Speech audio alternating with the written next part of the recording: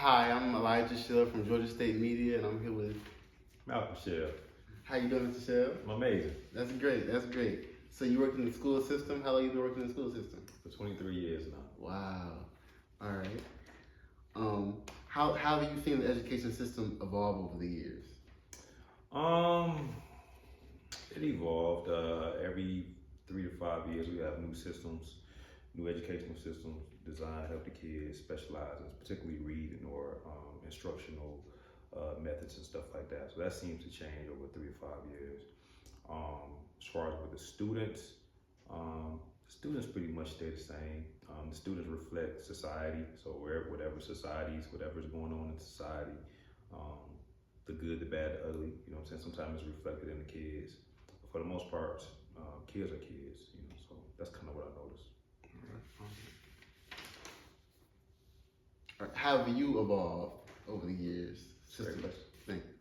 How I evolved over the years, just adding knowledge, learning things. Like in education, like in anything, you gotta have your own toolbox. So you learn things as you go. So just learning how to deal with just different things, different scenarios, different kids, different needs, instructional methods, things that might work, things that might need fine tuning. My temperament on certain things, things to kind of react to quickly, things to not to react to more quickly. And just learning a diverse set of skills. You know, I got an opportunity to work in different settings and different grade levels and different contents and leadership and all that kind of stuff. So just putting all that together can help you sharpen your sword a little bit better. And I wanted to ask you with that, kind of you worked in different levels of education. So I want to ask you, how have students treated you based on your different levels of education, and how have your staff members, how have you seen the similarities and differences within those levels? Okay, good question.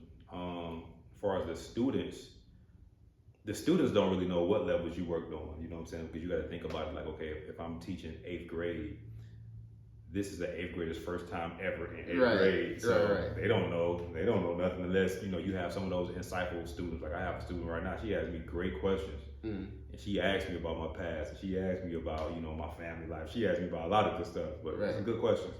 So when I share with students, like, okay, like for example, I'm helping PE right now. When I tell them that I haven't been I've done different things, and that interests them. So they want to know, okay, that's cool. How was that? And I just had this conversation yesterday about special ed. You know, they said, okay, you did that. All right, so this one kid was like, oh, you talk to kids who be throwing up gang signs? I said, no, it's not throwing up gang signs. But it gave it a teachable moment where I was like, okay, man, special education, you got different levels of special education. You might have mildly intellectually disabled, but then you got kids who might just be emotionally behavior, and it might not be nothing academic. So that was a teachable moment. And so I guess it kind of expands their mind. As far as the staff and my coworkers, my close proximity colleagues, it just helps them see me in a different light, and it gives me a different angle, because a lot of them are trying to do different things. They're trying to go into leadership. They might have been teaching the same subject for 16 years. You know what I'm saying? So being that I was able to move around and do a lot of different things, it allows me to give them different perspective and push them in, you know, help encourage them in the direction in which they want to go. So it's been a plus.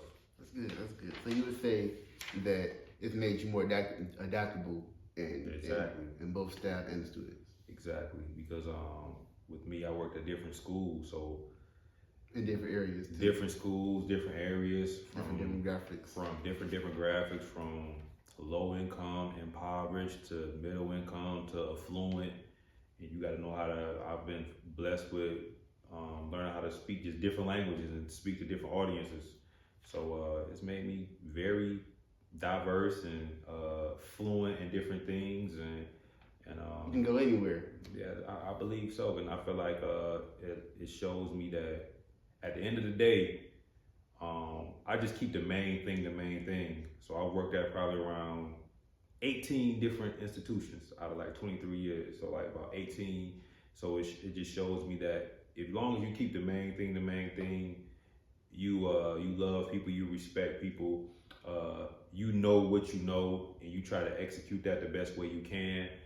be adaptable to learning. You don't know everything. Situation. Now, hopefully you're always in the right. Hopefully you're always been doing what you're supposed to do. So if you're always doing what you're supposed to do, if you run up against opposition or opposition runs up against you, you're not in the wrong. So now all you have to do is just kind of like stay firm on what you believe, state your case if you need to, and just follow your heart.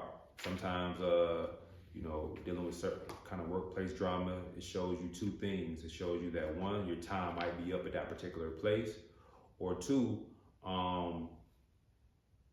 wherever the opposition is coming from, their time might be up. You know what I mean? So it's one of the two. But yeah, you know, like I say, you have to know yourself. You have to trust yourself. Hopefully, you have some good people around you who can help you give you the support you need while you're going through whatever you're going through. And you know, and trust and believe everything's gonna be all right if you're doing what you're supposed to do. All right, Mr. Shell, thank you so much for your time. Thank you, gentlemen. And good luck for